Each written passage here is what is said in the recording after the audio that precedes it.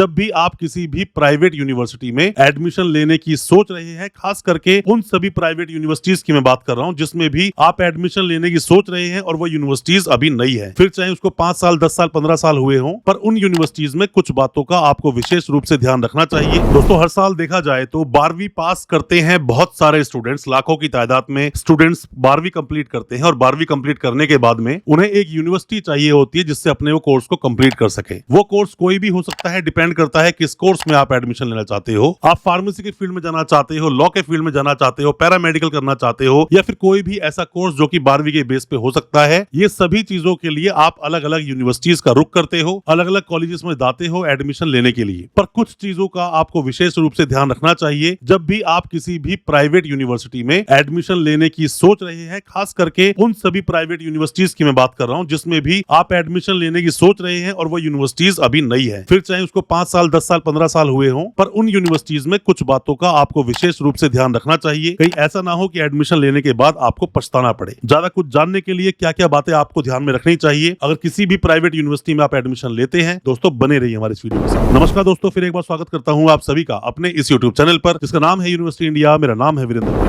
दोस्तों, आप जब एडमिशन लेने की सोच रहे हो किसी भी प्राइवेट यूनिवर्सिटी में, कुछ बातों का विशेष रूप से ध्यान करें, जिसके अंदर की सबसे पहली चीज आती है ऑब्वियसली किसी भी यूनिवर्सिटी का अप्रूवल। दोस्तों, जब भी कोई भी प्राइवेट यूनिवर्सिटी बनती है तो अपने देश का जो यूजीसी एक्ट है, यूजीसी जो संस्था है यूनिवर्सिटी ग्रांट्स कमीशन, उसका 1956 का एक्ट है जिसके सेक्शन 2F के तहत सभी प्राइवेट यूनिवर्सिटीज बनाई जाती हैं। और आपको यूजीसी पर कैसे यूनिवर्सिटीज को चेक करना चाहिए उस पर मैंने पहले बहुत सारी वीडियोस बनाई है, या फिर किसी भी यूनिवर्सिटी की वीडियो में जाकर भी आप वो प्रोसेस समझ सकते हैं कि यूनिवर्सिटी ग्रांट्स कमीशन की वेबसाइट पर जाकर आप कैसे चेक करें। यूजीसी का अप्रूवल सबसे पहले आपको देखना चाहिए, क्योंकि अपने देश में जितने भी यूनिवर्सिटीज चलती हैं सभी को रेगुलेट किया जाता है यूजीसी के द्वारा, और यूजीसी को रेगुलेट करता है अपनी हायर एजुकेशन। तो आपको यूजीसी पर जाकर यूनिवर्सिटी के बारे में जरूर देखना चाहिए। कहीं ऐसा ना हो कि यूजीसी ने उस यूनिवर्सिटी के लिए कोई स्पेशल कमेंट डाला हो, या फिर यूनिवर्सिटी पर कोई किसी तरह की इंक्वायरी चल रही हो। ये सब चीजें भी आपको देखनी चाहिए। यूनिवर्सिटी में कितने स्टूडेंट्स एडमिशन ले रहे हैं, क्या प्लेसमेंट हो रहा है, ये सब भी आपको देख लेना चाहिए। अब हम बात करते हैं दूसरा मेन पॉइंट जो आपको देखना चाहिए। दोस्तों, आप जब भी किसी भी प्राइवेट यूनिवर्सिटी में एडमिशन लेने की सोचते हैं, कई बार कई जगह आपको सहूलियत मिलती है इसलिए भी आप एडमिशन लेते हैं, या फिर आपके घर के आसपास कोई प्राइवेट यूनिवर्सिटी है उसमें भी आप एडमिशन ले लेते हैं, पर आप उस यूनिवर्सिटी के अपडेट्स चेक नहीं करते, या फिर आप न्यूज क्या चल रही है यूनिवर्सिटी के बारे में वो चेक नहीं करते, या फिर मार्केट वैल्यू कैसी है। दोस्तों, कई बार तो ऐसी प्राइवेट यूनिवर्सिटीज भी हैं जिन यूनिवर्सिटीज से स्टूडेंट्स ने कोर्स तो कंप्लीट कर लिया, पर जैसे ही रेज्यूम में डालकर अपना कहीं पर भी वो रेज्यूम देते हैं, उस यूनिवर्सिटी का नाम देखते ही उन्हें उस नौकरी के लिए मना कर दिया जाता है। तो आपको यूनिवर्सिटी के बारे में अच्छे से गूगल पर या फिर किसी भी अच्छे सोर्स से आपको यूनिवर्सिटी के बारे में जान लेना चाहिए वो यूनिवर्सिटी कहीं किसी तरह के स्कैम में तो नहीं, या फिर यूनिवर्सिटी में कोई गड़बड़ झाला तो नहीं चल रहा। ये सब आप अगर देख लेंगे तो कम से कम जब तक आप कोर्स करेंगे तब तक कम से कम आप सिक्योर रहेंगे और प्रॉब्लम नहीं होगी। हालांकि कई बार ऐसा देखा गया कि यूनिवर्सिटी शुरू में सही होती है पर उस पर फिर भी इंक्वायरी चल रही होती है, बाद में यूनिवर्सिटीज को डिसॉल्व भी कर दिया जाता है। तो इन बातों का विशेष रूप से आप ध्यान रखें। दोस्तों, कई सारी यूनिवर्सिटीज पिछले कुछ सालों में अस्तित्व में आई हैं, जो कि यूनिवर्सिटीज पहले सिर्फ और सिर्फ कॉलेजेस थी। वो कॉलेजेस चल रहे थे, बाद में उनको यूनिवर्सिटी बनाया गया। कई सारी डीम्ड टू बी यूनिवर्सिटी भी अस्तित्व में आई और एजुकेशन के इस फील्ड में अपना योगदान दिया। तो जितने भी कॉलेजेस के बाद यूनिवर्सिटीज बन रही हैं, तो कॉलेजेस उनके कई सालों से चल रहे होते हैं, तो उन कॉलेजेस में आप एडमिशन आसानी से ले सकते हो, क्योंकि उनके पास इंफ्रा और सारे रिसोर्सेज पहले से होते हैं, फैकल्टी मेंबर्स पहले से होते हैं, कई सारे स्टूडेंट से आप मिल सकते हो जो पहले से उस कॉलेज से कंप्लीट करके निकले हैं अपने कोर्सेज को। तो इन बातों को भी अगर आप ध्यान रखेंगे तो मेरा मानना है कि आपके साथ फ्यूचर में कोई किसी तरह की प्रॉब्लम होगी नहीं। अब हम बात करते हैं दोस्तों चौथे पॉइंट की। किसी भी प्राइवेट यूनिवर्सिटी में एडमिशन लेने से पहले लीगल केसेस, न्यूज और कंप्लेंट्स के बारे में देख लें। अगर किसी यूनिवर्सिटी के अगेंस्ट में बहुत सारे कंप्लेंट्स पहले से ही हैं, तो उस यूनिवर्सिटी में एडमिशन नहीं लेना चाहिए। यूनिवर्सिटी पहले से ही न्यूज में आई है किसी भी तरह के स्कैम में, किसी भी तरह के झोल में, उस यूनिवर्सिटी में एडमिशन नहीं लेना चाहिए। यूनिवर्सिटी पर लीगल केसेस चल रहे हैं तो भी आपको ऐसी यूनिवर्सिटी से बचना चाहिए, क्योंकि अगले जो जिंदगी के आप 3 साल 5 साल 4 साल कुछ भी देने वाले हो, वो जिंदगी के साल बहुत बहुत ज्यादा कीमती होते हैं। ऐसे ही आपको दाव पर नहीं लगाना चाहिए। तो यूनिवर्सिटी के बारे में थोड़ी सी जानकारी आपको ले लेनी चाहिए। और अच्छा होगा अगर आप ये भी देख लें कि यूनिवर्सिटी अपना हर साल डाटा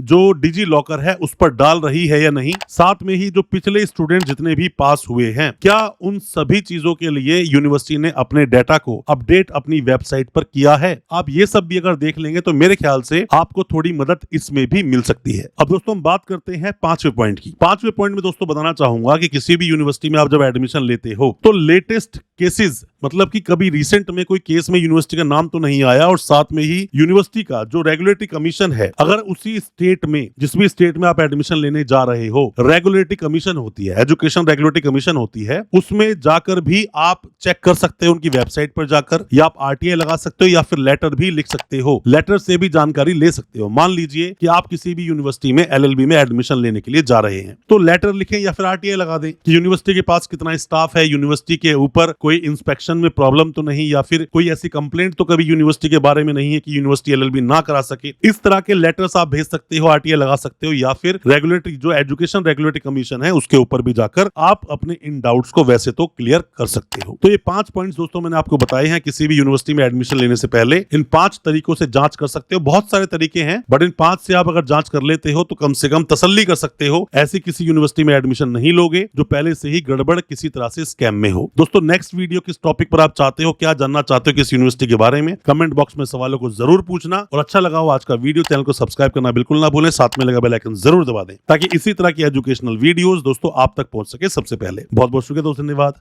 हमारे इस वीडियो के साथ बने रहने के लिए।